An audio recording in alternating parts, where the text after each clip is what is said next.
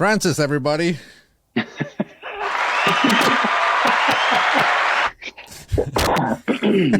boy. I didn't know you had a soundboard. How you doing, man? I'm good. How are you doing, man? Long Yeah, time no I've just see or never talk, used right? it until today. That's pretty Yeah, cool. you gotta send it. You gotta send You, it. you gotta send it. Yeah. Oh, all right, dude. I had John Scouten on the podcast, and he talked about Francis Cologne and his blazing fast barricade finish. Oh, the PRS finale. So what was he talking about? Can you tell me? Yeah. So at the finale this last season, um, I ran what I guess would be I don't know, not sure if it's a record or not, but it's the fastest one that I know of. But I had to ask a bunch of buddies, like, hey, you know of anybody faster? And we couldn't think of anybody, but it was a 25.92 second or 25.96, somewhere around there. PRS skill stage run, the 4 positions, 2 shots each on a 10-inch target at 400 yards. So, I'd be lying if I said I was trying to go into the 20s. In fact, it's funny because at that particular run, I think I told Chad right before, one of the guys, like, this will be the smoothest. I was having a terrible match. This will be the smoothest 33-second run you've ever seen. And then I get done and they're like 25.92. And I mean, it blew me out of the water. But that said, I don't try to go that fast all the time. So Yeah, wow, it that was is really fast. So just for those listening, you shot 8 shots, yep. right, at 400 yards, 10-inch Yes. plate, so a 2.5 MOA plate, and but you did all that. You had to shoot 2 shots, move, 2 more, move, 2 more, and move again, and 2 more, and you did that in under 26 seconds. Yes. Yeah, with I would say it's about a 5 to 7 yard run. I don't remember how far it was away, but I was about 5, 7 steps off the barricade, like a full 5 to 7 yards. And yeah, so with some steps in there, I did. And what's funny is I got to see. I will say, I didn't believe the shot timer when it said that. So I actually had to ask John right after the match, hey, can you send me a raw copy of the video so that I can check it with timestamps in an app that I had to see if it really is approximately 26 seconds.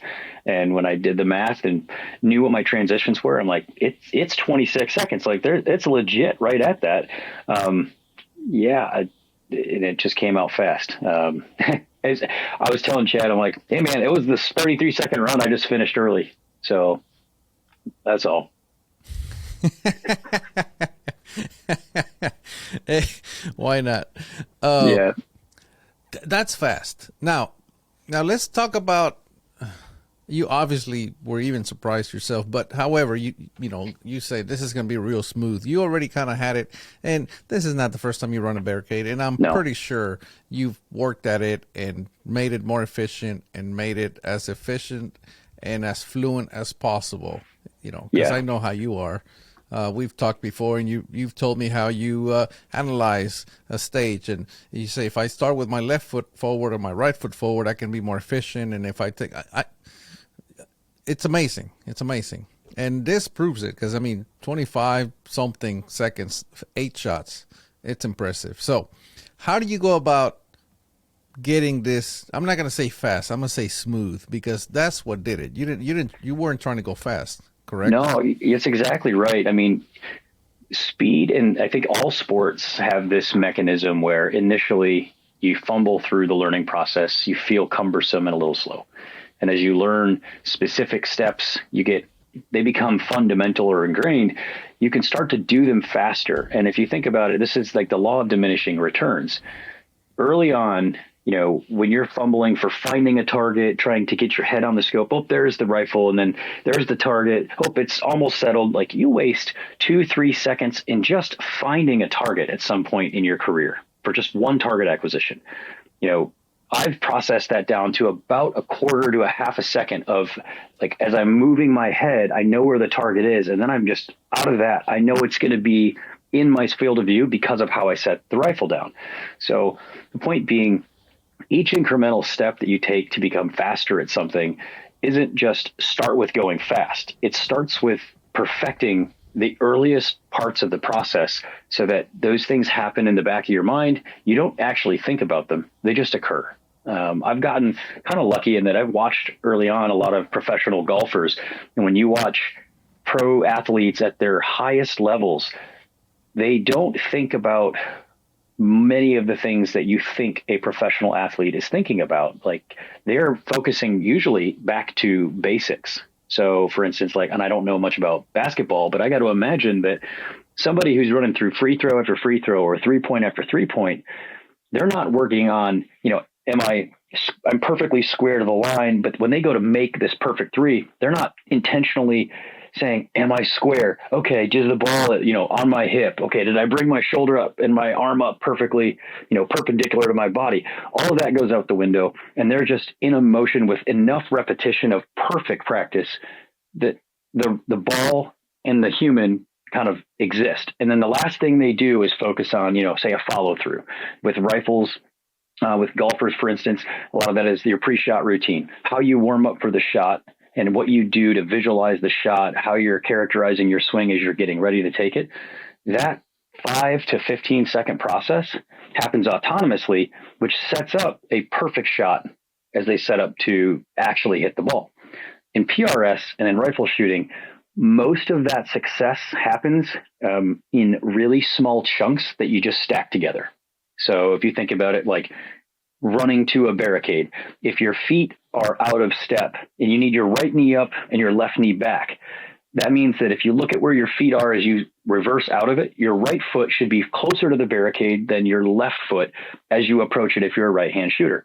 So when you're first learning, you might walk up to a position or a prop and end up with both feet parallel to one another. That means you still, as soon as you're ready to set the rifle down, you have to take the time to split, put one foot back, put another foot forward, then drop into your position. If that's 1 second or 2 seconds, multiply that by 8 positions, you just ate 8 to 16 seconds just because of those positional missteps. That gets carried through to every single aspect of building a position, of finding and acquiring a target, how you run your bolt, how you store your mags. Like, it's a long list.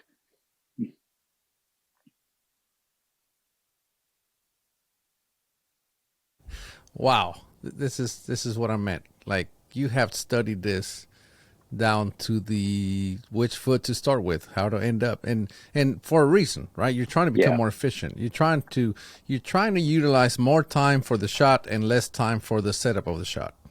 Correct. Yeah, it's a really cool thing to learn as you're practicing, that as you become more efficient, you actually become more precise. So when you think through a given shot process, if you're trying to go fast, going fast intentionally will ultimately slow you down or cause you to miss. But going smooth intentionally will likely cause you to see more, be less reactive and more proactive as you're going through a stage. And man, I've had a lot of success working more or less purely on efficiency of motion and economy of motion as well. Yeah, that's very interesting. Because it allows you to go slower. Yes. Slow is not the correct word because you're freaking fast. It just allows you to go smoother. I'm trying to work through this, man, in my head. And, all right. So you maximize efficiency. Mm-hmm. And to do that, you work slow because you have to think about everything you do. But once you do it enough, because it is so efficient, it makes you fast. Yes. Yeah. You eliminate like that thought process. It's a byproduct of efficiency. Yes.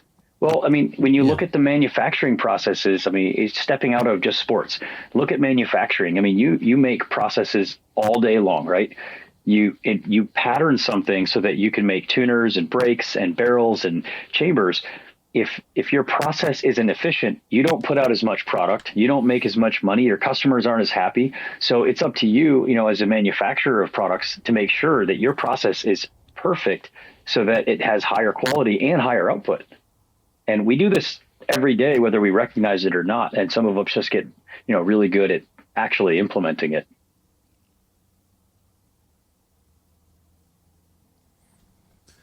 Well, at one point, do you start working on this?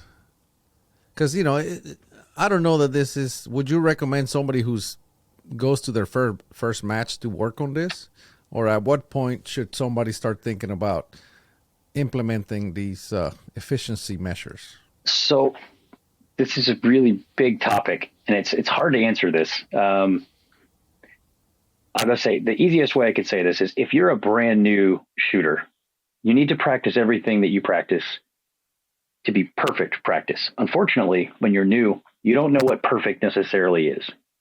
As you move into sort of intermediate stages where you understand how to run a bolt, how to manipulate it, how to make sure you're on NPA, and you know the basics of rifle manipulation, you can shoot smaller groups, then your speed will likely come from being better at managing your time in all of the small motions than it will by just trying to rotely go fast or trying to be more precise. Because if you can be perfect going slow, now you've maximized your precision capability, you've maximized your efficiency within a given process, like how you close your bolt. Do you close it, just run your hammer down as hard as you can? Well, if that causes unsettling of your bag, you've just added time. So instead, if you close it slow, to where it doesn't disrupt your sight picture, you end up saving time because of the net benefit. At some point, the individual steps of manipulating a bolt action rifle or moving it around, you are losing time to the individual steps as opposed to being efficient with them and making sure you can get through all of them as humanly fast as possible by just being smooth, not wasting time. It's tough. I think that personally, I trained from the very get-go at speed. I'm going to say within a month or two of starting PRS, I began training to speed almost immediately. Main reason was I already had some familiarity with, precision rifles. But I wouldn't advise a brand new shooter do that because that will come. You'll become twice as fast as a new shooter simply working through just how to use your equipment. The step from brand new to twice as fast happens just by repetition of using any piece of equipment. But to double yet again requires a lot of changes that you probably aren't ready to make as a brand new shooter.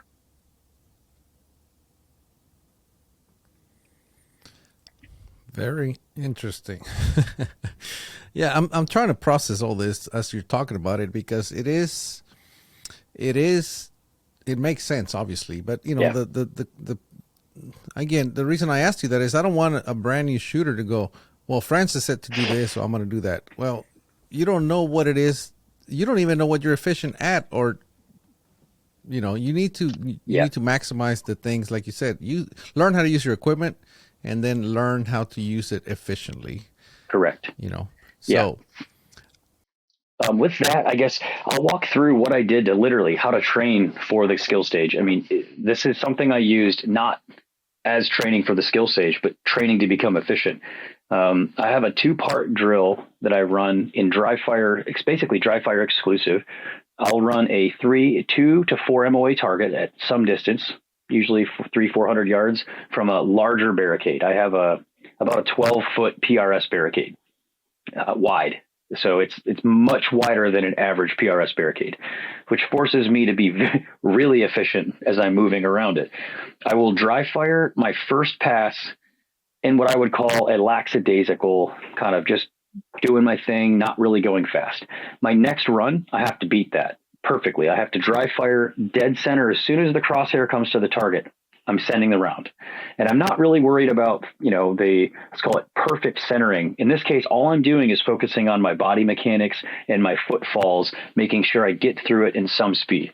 And then I'll beat that time. That's the next run. Then I have to beat that time 5 consecutive times. I have to beat my initial run, and I have to beat each prior run. So it's like, I need to go 45 seconds. Cool. I need 40 seconds. Cool. 35 seconds, 30 seconds, 25 seconds. Can I do it in 20?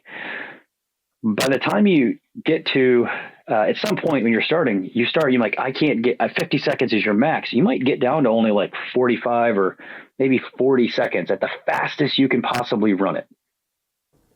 You'll find quickly that I start to identify where you're weak as you're going through trying to beat your last time. Like, what's causing me to slow down? And I'm just getting the rifle literally on target, dry fire, on target, dry fire. I do that. Once I beat it 5 times, I actually switch and I go to a hyper precise target, a sub 1 MOA. Usually it's a half or 3/4 MOA. And I repeat that same drill, but dead center on target. I need it to be like as centered in a target as I can humanly be. And I run the same drill 5 times, again, trying to maintain some pace. And what I find is that I will naturally maintain the speed from my first run.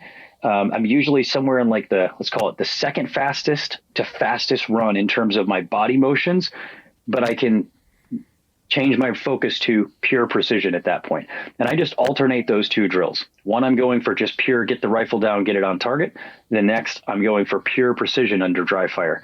And I retain my body mechanics of being fast while then switching my brain into precision mode as soon as the rifle hits the barricade.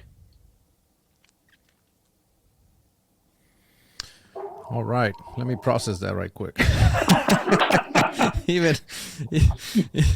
even processing that is going to take me a while. Yeah. You can shoot the entire stage faster than I can process that information that you just gave. But that's awesome information for somebody who's trying to be like you, right? Somebody who's trying to get to the top of the game like you are. You don't just think about hitting targets. You think about hitting them efficiently. Mm-hmm. That's different. That's a different level, because I've cleaned PRS barricades, but I am so glad there's no film of that. And if there is, there's a big reward for that, because it looks sloppy.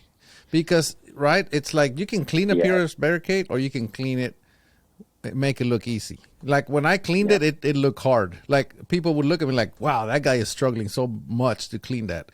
And when they look at you, it's like, wow, that was easy, right? It's like you make it look easy, but that's how it's. You purposely have trained for that. Mm-hmm. Now, I'm assuming this training extends beyond the PRS barricade in a sense of whatever you learn here just automatically applies everywhere, correct? I would 100% agree. There's 2 parts to this sort of training method that I use that help me. One is this pure speed. The other is the mental stress. When you try to beat your last time 5 consecutive times and you feel like three runs in, I guarantee you feel like you're going as fast as humanly possible. You literally start to outrun your brain's ability to take information in. And when you have that stress, it's not until you experience that type of stress, which we do all the time on stages, right? I mean, you've had matches where all of a sudden you're like, I can't tell what's happening in the wind. If you haven't shot in a lot of wind and you start blowing shots off target, it takes somebody who's experienced that to get back on track. Well, the only way you get back on track is by recognizing that stress is something we can adapt to, and we can get really good at adapting to it. So I forced my body to overcome mental stress and the speed with which information is coming in, just so I can get used to running smoother.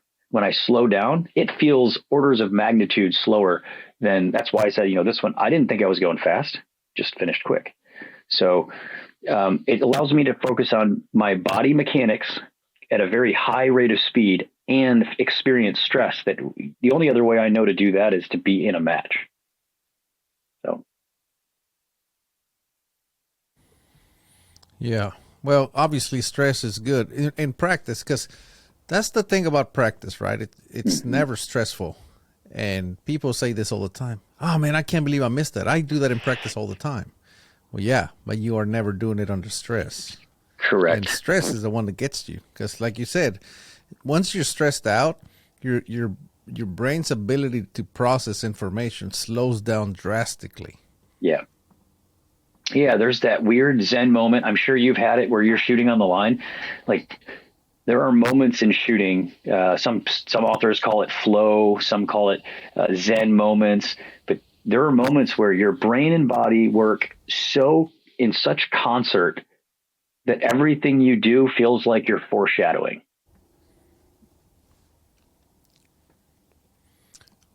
Well, that's when you're not thinking. Yeah. It just auto drive kicks in.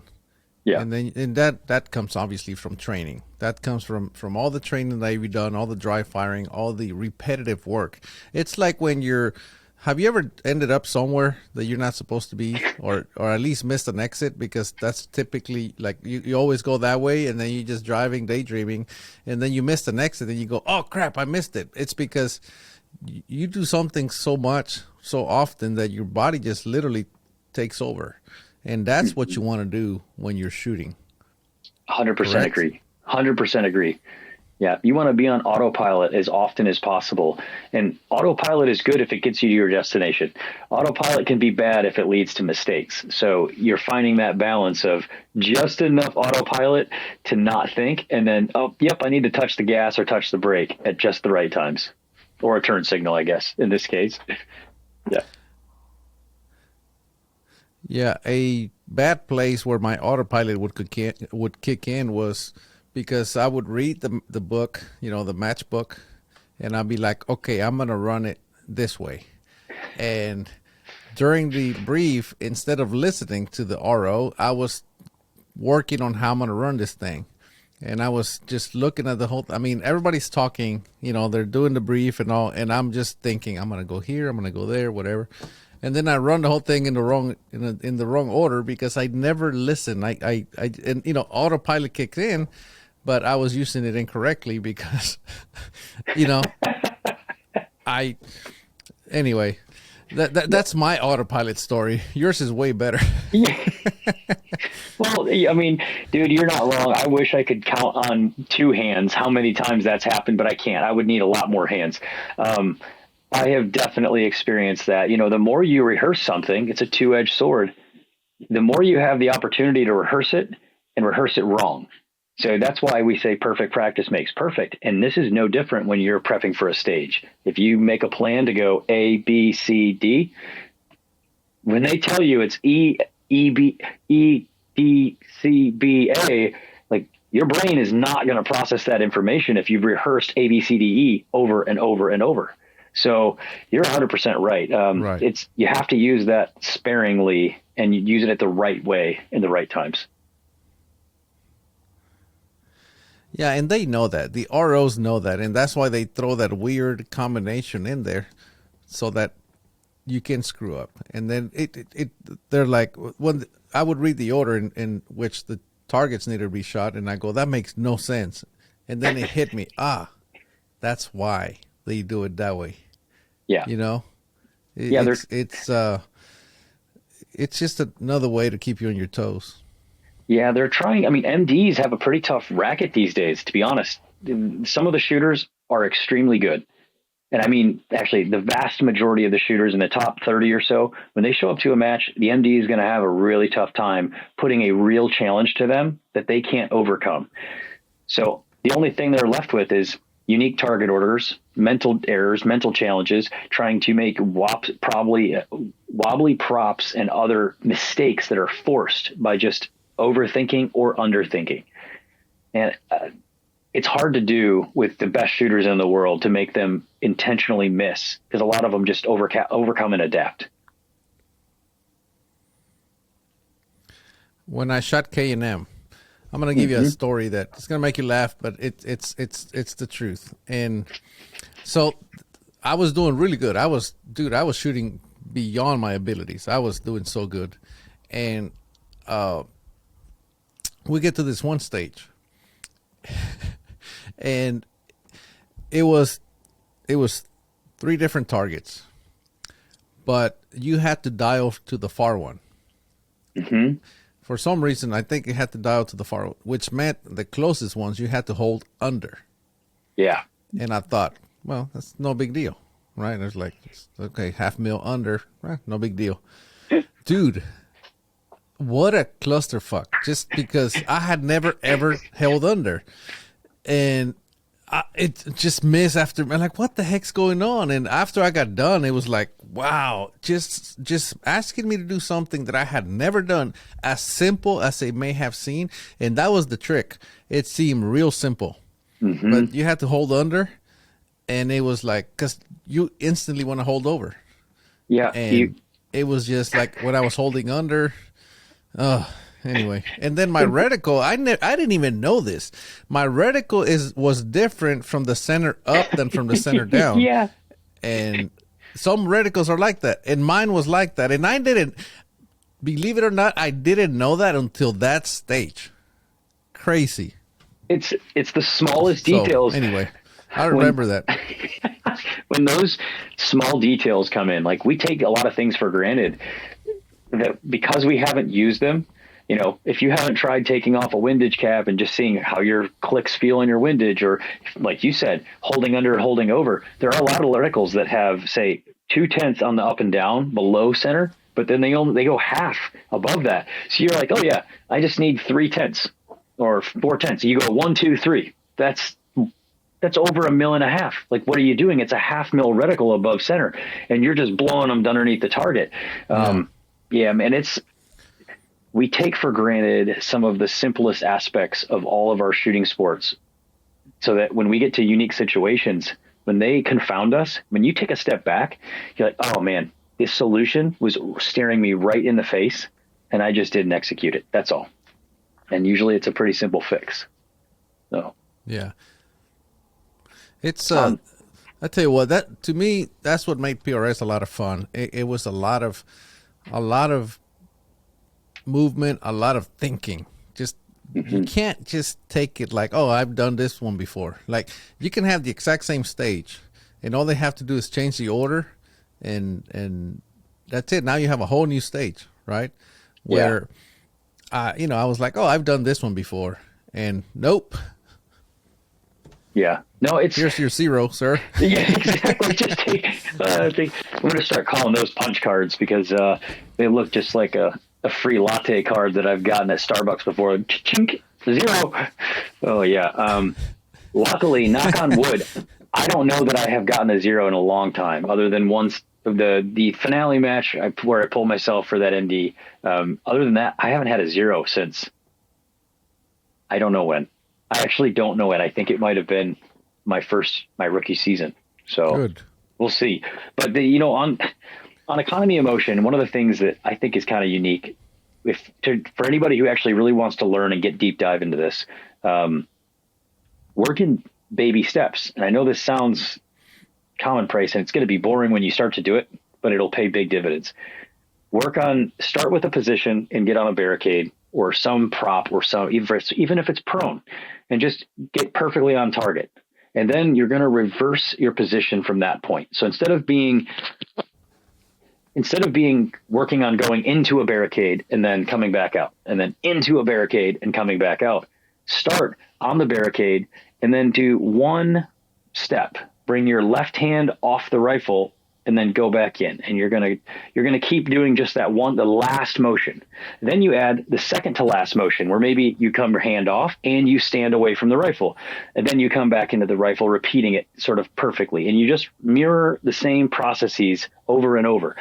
But at some point, you now are literally stepping back away from the rifle with the rifle in hand. And when you repeat the process, you've worked from the most important aspect of the rifle process on the rifle back to arguably the one we take the most granted, the least important, when you're just stepping up to a barricade. But you're focusing on the important part while you're in there, which is, how do I get to this position perfectly? And you do that by just studying that position and then working your way backwards from a perfect position.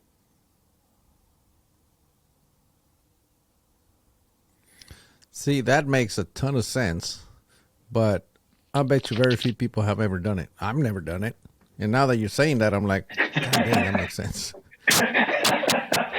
Yeah, it's been really useful for me. It helps, but now we got to do it. Now we got to get you running sub 40-second PRS barricade times. Yeah, what's an average time for a barricade? Pro shooter, like I would say in the 40 to 45 seconds, maybe a little bit, 40 to 50 seconds on average. An average shooter, a new shooter, 60.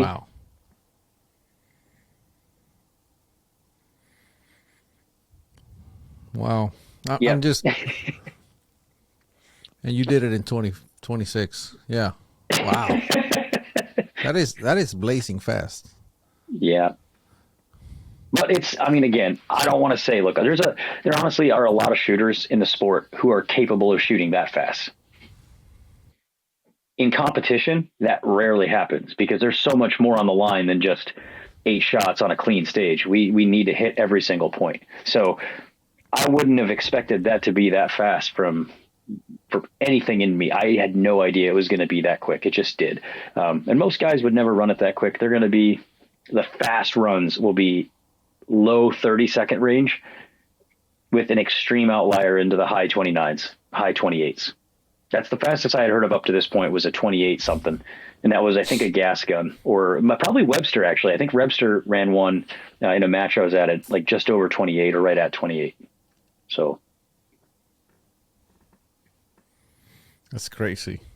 Now, obviously you said, not in a match, and I understand what you meant by that, but let's unpack it. Yeah. You don't need the time is used as a tiebreaker.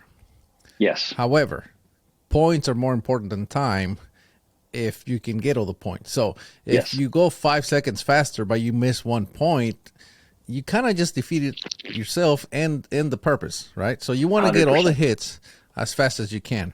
So Austin Bushman said that he actually shot his extremely slow, and it may have been at another match, but simply because he said, this was at the Loophole Classic, but he said he ran it real slow. He shot the whole thing clean, right?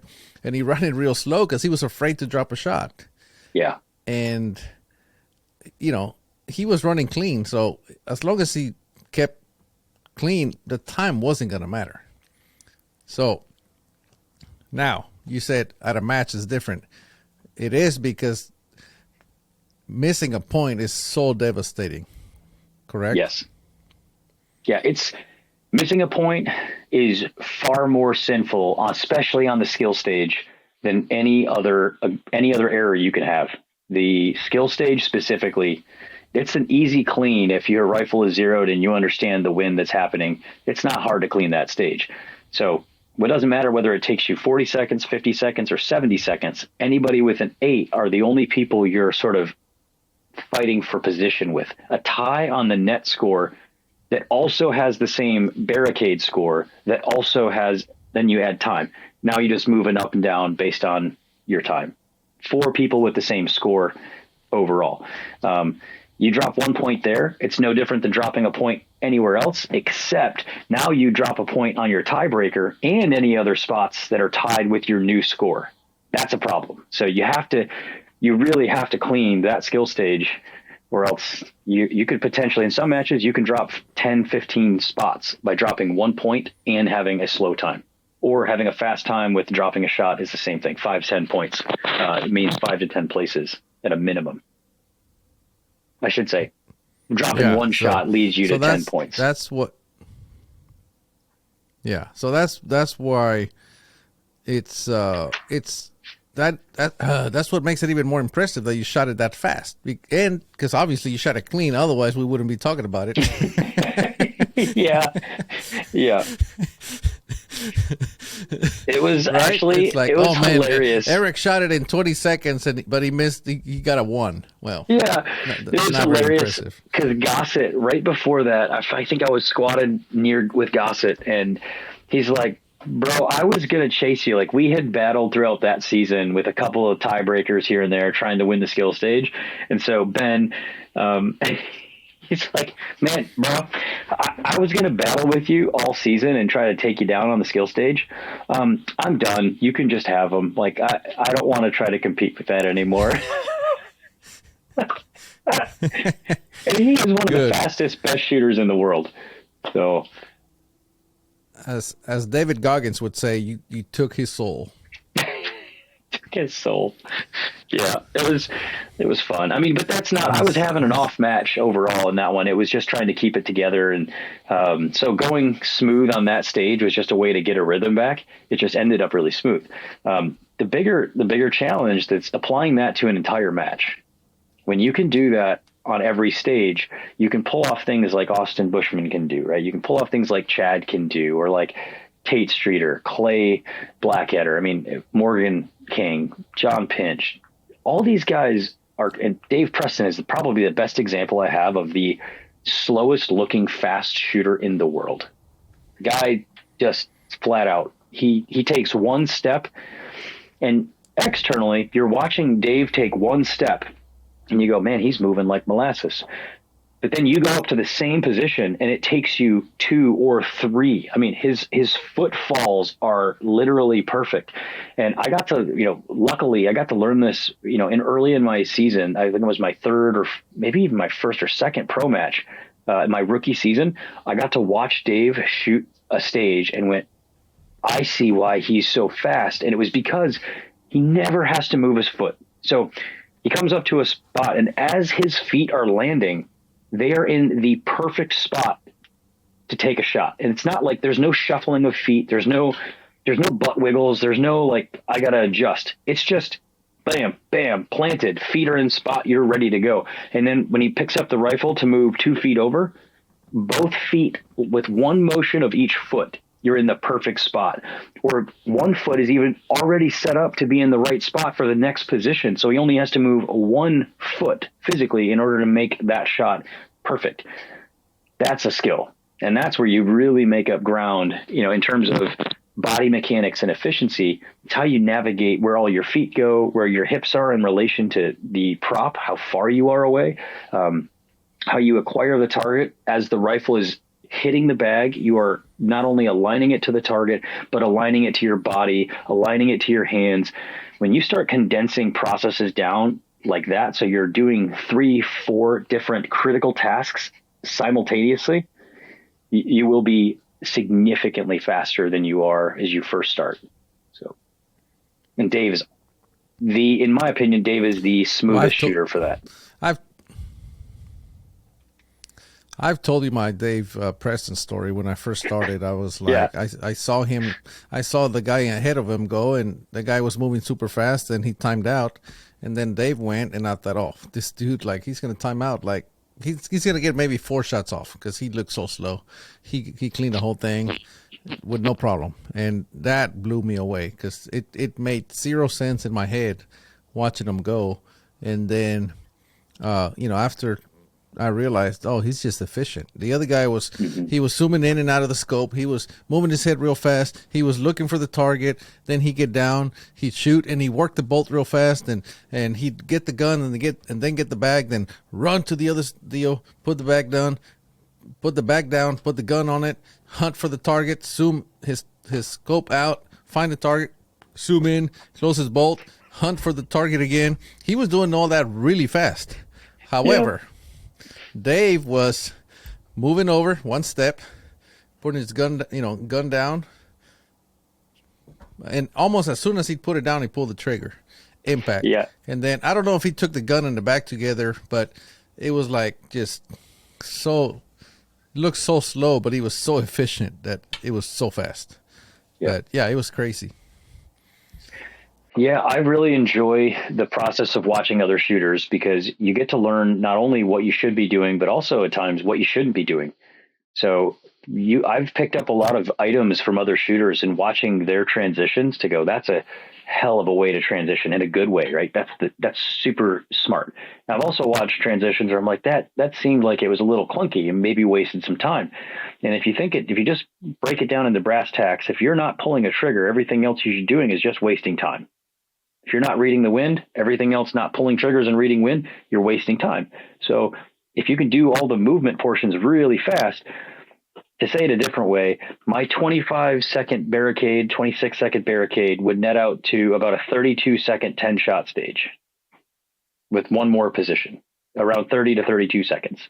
So that means on a 90-second stage, I can spend 58 seconds, somewhere around 60 seconds, doing whatever I want if it was the same size as a PRS skill stage. Brew a cup of coffee next time, just for shits and giggles. Get your Keurig, hit the button, start the stage, and before you take your last shot, take a sip of coffee and then take your last shot. You can do it. You got plenty of time. How long does it take to make a cup of tea? I could just sit there, and I think that looks even more, time consuming, as you're just, making your little tea, just dunk it a couple times, take a sip. Yeah. Dip in the tea bag. Yeah, exactly. Oh man. But but seriously, a minute is a very long time, or it is when you've just taken 10 shots in 5 positions in 30 seconds.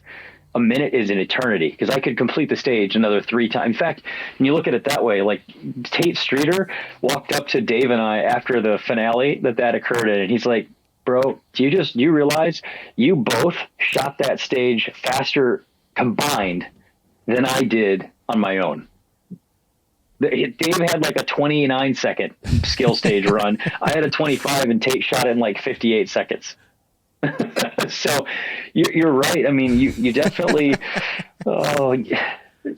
it's interesting when you're able to use that amount of time to do a bunch of other things and just feel really calm about your entire process.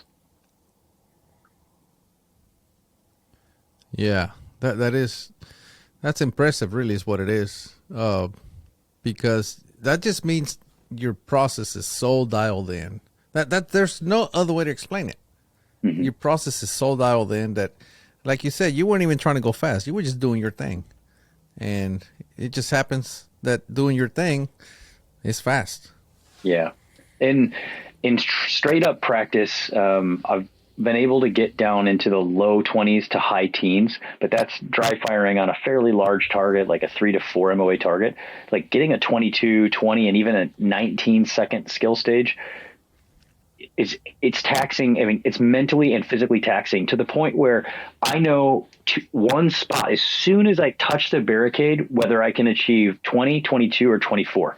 That's like, it's that critical, just that the steps you take to get to a barricade are perfect, because when you set the rifle down, a half a second in each shot means 1 second per, for 4 positions means 4 seconds. So going from a 20 to a 24 is half a second per shot is your bolt bobble. And that's on any part of the process, from the time you go click to the time you go click again.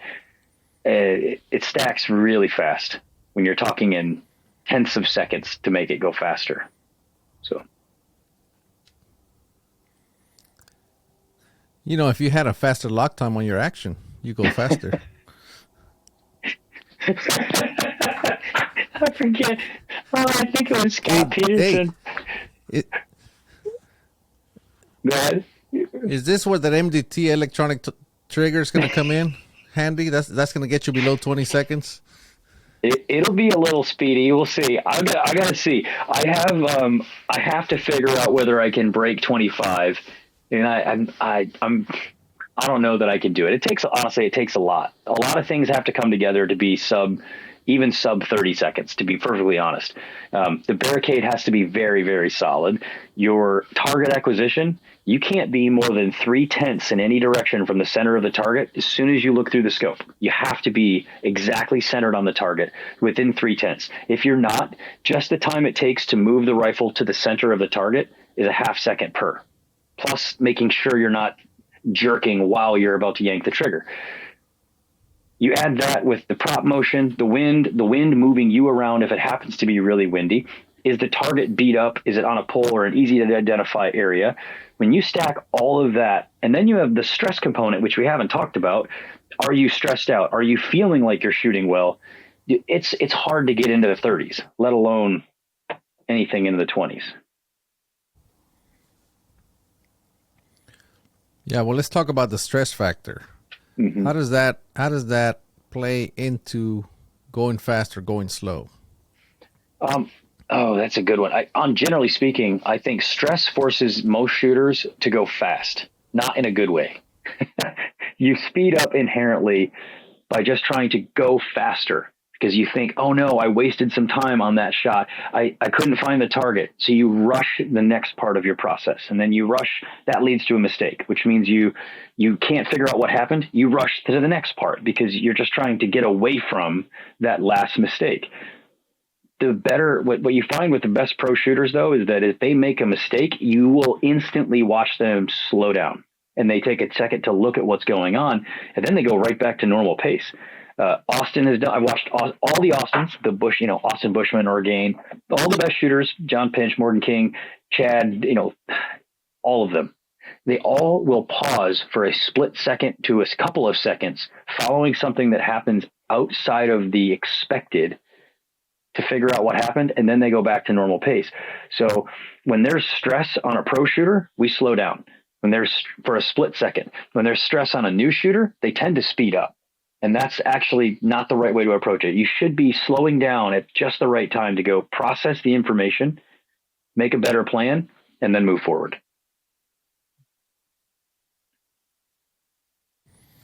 Yeah, that's very interesting because I've seen it happen. I've done it myself too. Not in PRS, but in F class. I get upset and stressed out, and then I just start shooting faster. It's like you go into screw it mode, Yeah. And it's like, well, I already screwed this up. I might as well just screw it up all the way. And I think going faster is also a way to kind of relax. Not relax, but because you're so tense up, right? You're tensed up, and you just go fast to try to I don't know, relax and kind of make it fluid, but it's not, because it's just not there. Yeah. No, that's a really good point. What about what was I going to ask you? You said something. Okay, so pausing. Let's talk about that small pause. Like, what goes through your head when you make a mistake, or not a mistake, but you miss a shot? What's your thought process after you miss a shot, and what do you think about during that small pause that you do? So as soon as I have the visual indication that a shot was too far away from my point of aim or a miss, I'm running down all the things that could cause that miss from order of most likely to least likely. Then by the time I've gotten through that list, I'm trying to go, no, it wasn't that. No, it wasn't this. No, it wasn't this. Okay, this is really unlikely, or this is really likely. I'm going to go with that as my next. So then I take whatever it would take to fix that likely error, apply it on the next shot. If that fixes it, I'm off to the races. If it doesn't fix it, I slow down even again and go, okay, so it wasn't a wind change. It wasn't my elevation. I'm checking my wind. I'm checking my elevation, checking my hold, making sure I had NPA. Did I see the reticle do anything funny that it normally wouldn't do? I'm just literally running through the entire routine of what does a normal shot look, feel, sound, and smell like? And does that match up with what I just had happen? Because if it doesn't, I know that it was probably something on me.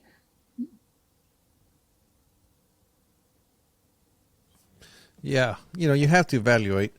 I don't know. I've seen so many shooters just completely lose it and then just get so mad and just and that's it, right? That's it for them, because I don't know. They pretty much just forfeited the whole match because of a bad shot. That's the way I see it, because now they're going to be mad at that one, and then the next one's not going to go much better because they're still pissed off, and then that's it. Yeah. The rest of the day or the rest of the match, they're just going to rely on that. So how do you keep that from happening? How do you keep, because, for example, you said, well, you have a bad shot and you pause, and then you evaluate what happened. Well, you don't, let's say you have another one, and now you're lost. What happens when you get lost? Good question. Normally, so there's always, let's just talk wind or missing around a target. You can miss high, low, left, right, or some slight combination of all those. If I know that if I don't see anything, generally speaking, I guess that I had too much wind and I was slightly high. That's my first guess assumption, because it likely was upwind, wrapped behind the target, and then fell in behind the target. So I didn't see any dust or any splash. So my first assessment is favor left and maybe slightly low. And if I do that and that doesn't work, now I have to go, okay, so that wasn't enough. What if I look around the target and literally find areas where would my bullet get sucked up that I wouldn't see a result?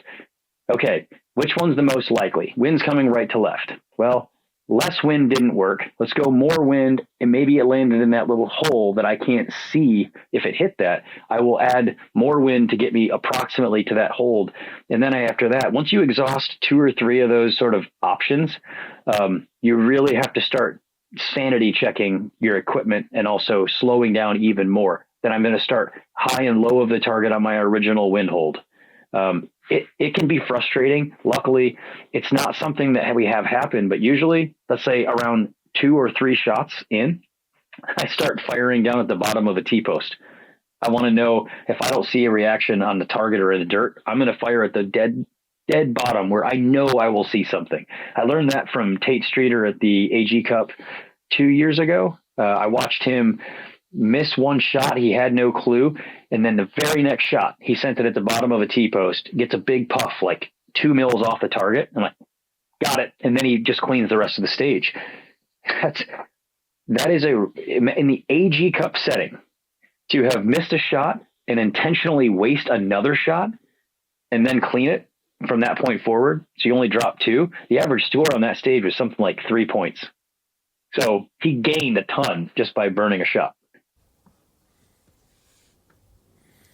Yeah, you said he wasted a shot, but in reality, he invested a shot. Yeah, exactly. Yeah.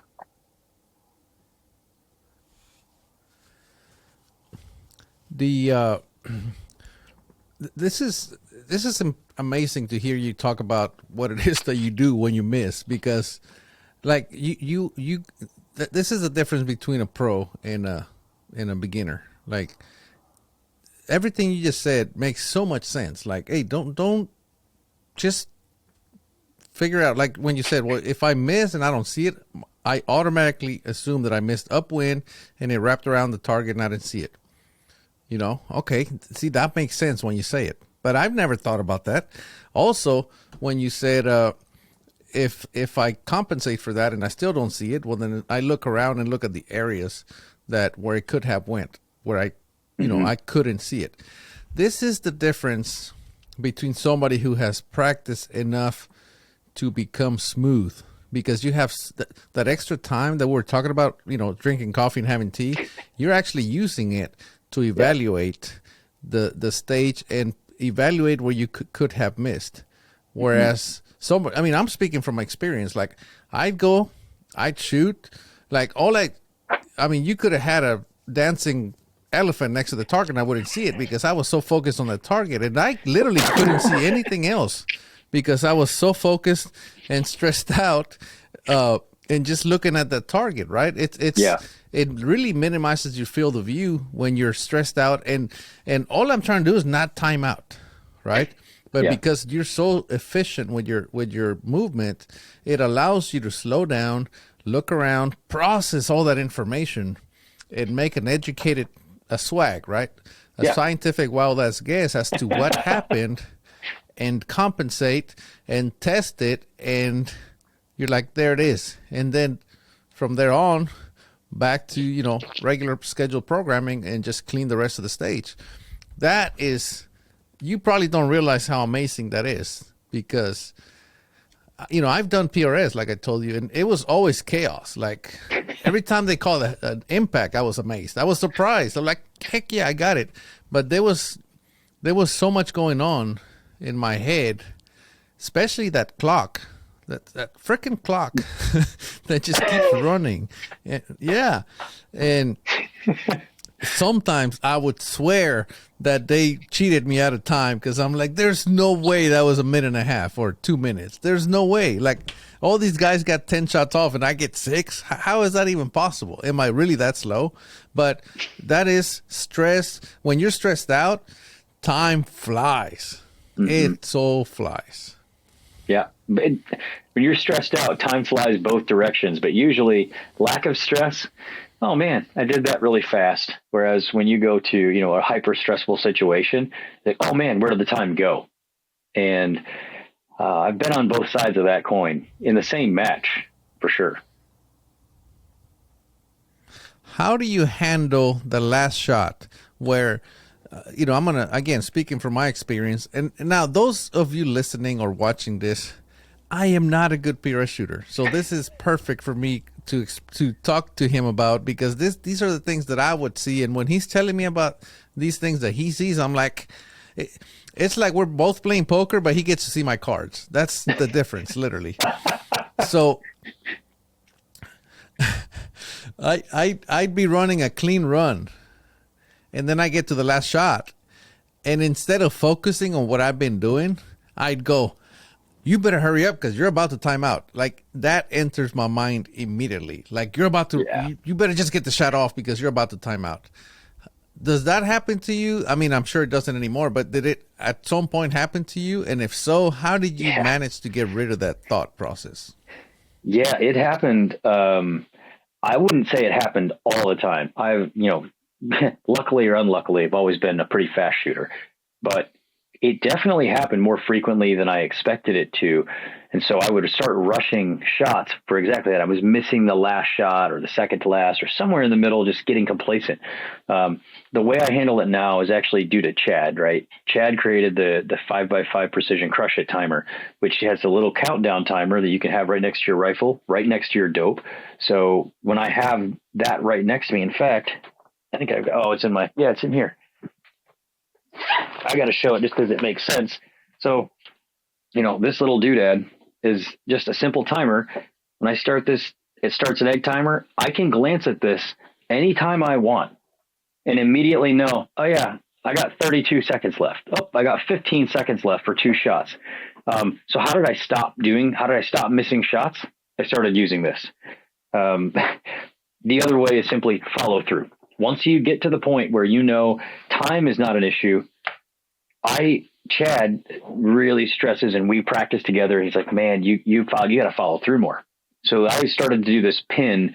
I make like almost a 3 to 5 second follow through on the very last shot. Because, dude, what if it's the last shot you get to fire? Savor that thing, right? Just and watch the whole thing. Okay, I'm good with that. And then run your bolt.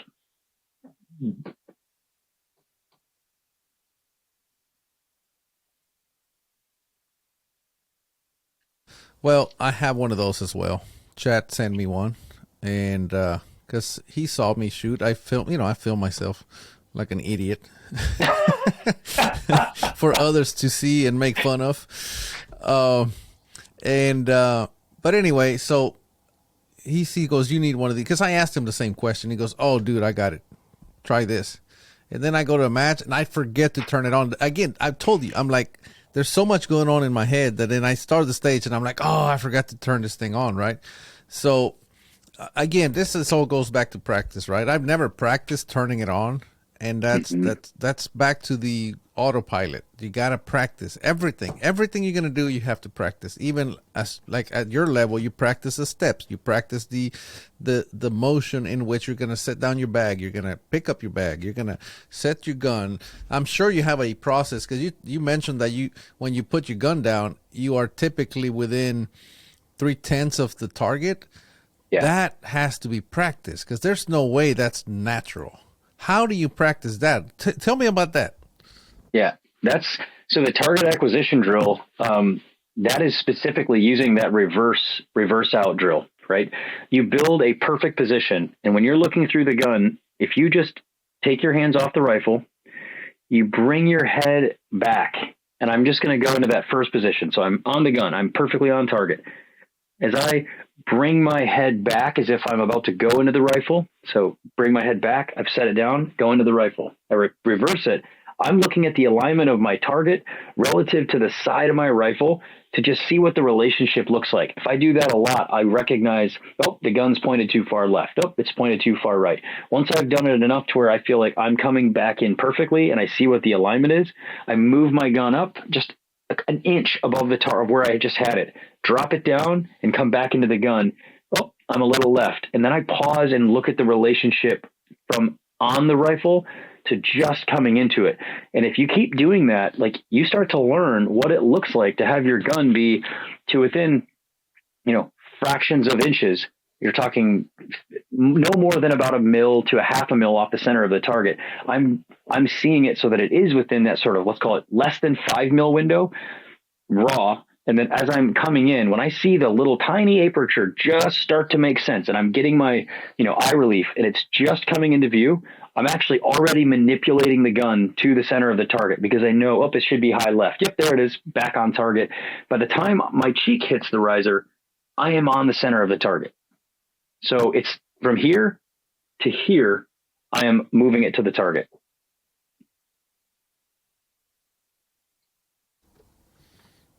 I don't know if you understand how amazing that is, especially for somebody who's getting into PRS, somebody who may be listening to this podcast right now going, there should be a ton of light bulbs going off right now and people going, wow, that's another thing I need to practice, because it makes so much sense and it's so easy the way you explained it to get good at it, because it is critical that you do that in competition.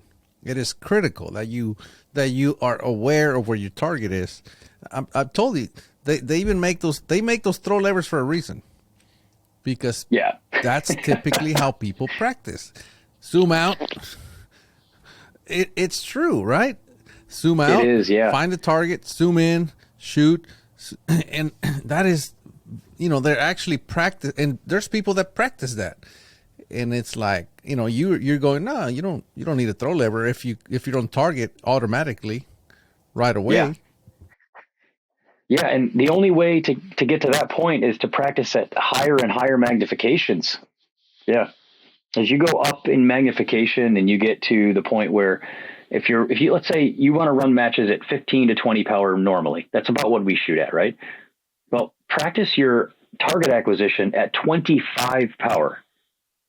You have a small field of view, but as you're practicing, you're going to hunt and hunt and hunt. And then finally you always get it at 25 power. Now wait till you back off to 20 power. It feels like you have the world in front of you. You're like, oh yeah, there's a target.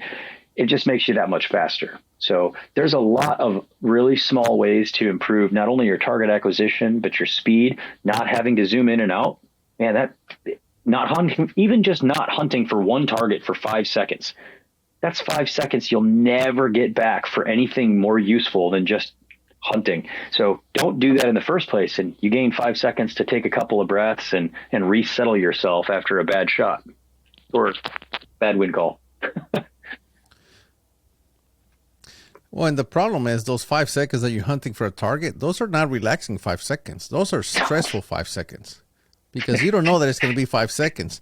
You have no idea how long it's going to be. All you know is that the target's not there and I got to find it. And then once you find it, at least in my case, I'd find it. And then I had to ask myself, is this the right target? Did I find the right one? Or did I just happen to hunt long enough that I just found a target? And am I about to shoot the wrong freaking target? So there was a lot of stress going on in my head when I couldn't find the target. Tons. Well, and that backs up to another part of the process. Before you're ever practicing on your rifle to find the target, you have usually 10, 20 minutes to find all the targets through binoculars, right? You can run your binos. So the reason we run, 12 and 15 power binos, and specifically why I run 15s, is because the field of view is closer to that of what my rifle is while I'm shooting on a stage. So I can use my binos to simulate the same motions that I'm about to go through, looking for reference points from target 1. It's to 11 o'clock from target 1 past that little bush. So when I finish my first shot, bang, and I'm transitioning to target 2, I just go, okay, 11 o'clock past a bush. I finish, I'm ready to go, transition, ready. And I make all my dials. So you should be dialed for target 2 after you finish your shot on target 1. You watch it impact. You make all your adjustments. You're ready to shoot again. Transition, close your bolt, send it. In other words, don't wait to get to that next target before you do all of your stuff if you can avoid it, because the best reference point you have is your current target. So you're locked in, your gun's stable, you're solid. Cool, I saw it. Make your adjustments, pan to the next target, close your bolt, and send it. I like how you just say that like it's so simple. I mean, it is simple for you. And that's obviously what people should attempt to do. But I love how simple you make it sound, because that just shows how much you practiced it. and not only Yeah. practiced it, but you perfected it to the point that you go, oh, it's real simple. Oh no, you should watch me do it. No, that's Well, amazing I mean, stuff, look, man. So what power do you run your scope at typically? in matches, I predominantly run 20 power to 23 power. 23 if I'm on a prone troop line that I know, like, and I sometimes will go to 25, but it's pretty rare. Usually it's 20 power for unless skill stages and big pans where I know I have lots of targets. I'll run closer to 15. If they're closer in, 15 power. But 20 is What 90% of what I about run it at. what about your parallax, your focus? What do you usually, if you have a troop line, what do you set it at? Usually in the mid range. So honestly, I'm not worried about parallax past 500 yards. There's It's extremely difficult to have big errors in parallax past 500 yards with unless you're setting your parallax even, shorter at 300 and in. It's a problem you have to be really careful with to make sure you're sending precise shots. Beyond 400 yards, I just set it to about 600, 700 yards, and it'll get me on target. I won't miss a target due to parallax unless it's tiny. I mean, like at the size of my precision, a 1 MOA target, 3/4 MOA target, I'm more likely to miss to win. So I'm just hedging my bet at that point. Do you calibrate your that eyepiece in the back, whatever you call that thing? Do you The calibrate it diopter? so that it matches up with your parallax? Yeah, that thing. No, I don't. I leave. That's a set it and forget it. That's the Ron Popeil of your scope. You just take your eye. You always want your diopter set for you. It should not be changing frequently. It should be set for you for those conditions for your normal eyesight, and you should rarely have to move that more than like really anything. It should be perfect for you. From that point, you should never have to touch it again. But you know what I'm talking about, where sometimes you move it enough that, Yeah. that now the numbers on your parallax don't match up to the yardage. You know what I'm talking about? Hmm. Yeah, and I don't bother with it. The yardage on my parallax is kind of irrelevant to me. Parallax knob, the side focus, like it does actually control the focus of your reticle relative to the image you're looking at. So I just want my natural eye to be in focus on the target on a relaxed eye while the reticle is also relaxed. And that's generally good enough at about 500 to 600 yards. Now, do the numbers have to line up on my parallax knob? Not at all. I don't even care what those say. I just want a clean image. I do notice that if you go to really cold extremes and really warm extremes, and the scope is not acclimated to that, it seems like you can get some mismatch where it doesn't look like it did just at a warmer or colder scope. And I'm not sure why that is. Somebody who's really smart could probably figure that out and could tell you. But most of the time, as long as I'm at the range shooting past 500 yards, I set it to 600 to 800 yards, and I can't tell the difference between anything that's set to 5 to anything set to like almost infinity. No difference to me. Oh, so your focus when you're shooting a match, do you move that? Your My your side parallax, knob, my parallax knob. Yeah, my parallax parallax focus, knob. whatever. My Yeah. parallax, I'll move it again occasionally, but only when I have to go to really short targets. So if I'm shooting 3 or 4, 500 yards, I will try to get it closer to the optimal for 3, 4, 500. Set it for 400 and just shoot in between. If I have to shoot 300 to 1,000, now I am absolutely going to set it to 300. And midway through, I'll bump it out towards 700, 800, 900. Okay. All right. Yeah. So, again, those are some of the things that I would struggle with because I never knew where to put it. And, that just goes back to practice and experience because, you don't seem as worried about it as I did because you're hitting targets. What else, what other things are there that you have found that make you more efficient? I would say the preparation prior to the match makes you more efficient. By that I mean, is your ammo loaded? Do you have mags and backup mags loaded? Is your gear in easily accessible places? Do you understand what to write in your matchbook and on your dope card that makes sense for the stage in front of you? Like, those small processes all make you more confident as you approach a stage, because there's less thinking when you're not shooting. And if you're not thinking when you're off the clock, you can just go look at wind. You can look through your binos. Like, if I write the most simple stage card I've got, which is just, this is up 3, write a 10th. That tells me exactly what I need to know and nothing more. As long as the better I've planned, though, how I write stages, how I plan my approach to stages, that's what makes me efficient and relaxed, which leads to better performance on the stage. Yeah. I mean, that seems to be the theme of the whole thing, right? Just preparation makes you efficient. Yeah. In fact, I mean, I have all my matchbooks. I don't know, you might not be able to see it, but right there I have a binder that's every single matchbook I have fired to date. And in there, like, I looked through my progression of how I started actually writing my dope out just the night before. If you know, you're going to know the approximate temp, put in some like placeholder data next to each stage so that you have a backup set of data in case something fails, your Kestrel goes down, your phone dies, or whatever it is you're using for dope. You at least can finish the stage. And this has happened to me. I forgot to write dope down because of a conversation with a shooter. So I had to, on the clock, go, oh no, I have the wrong dope or no dope, run back and grab a matchbook that has the backup data and use that to shoot the stage. So, I mean, when you get creative and you plan effectively, you'll earn more points just because you're more prepared than everybody around you.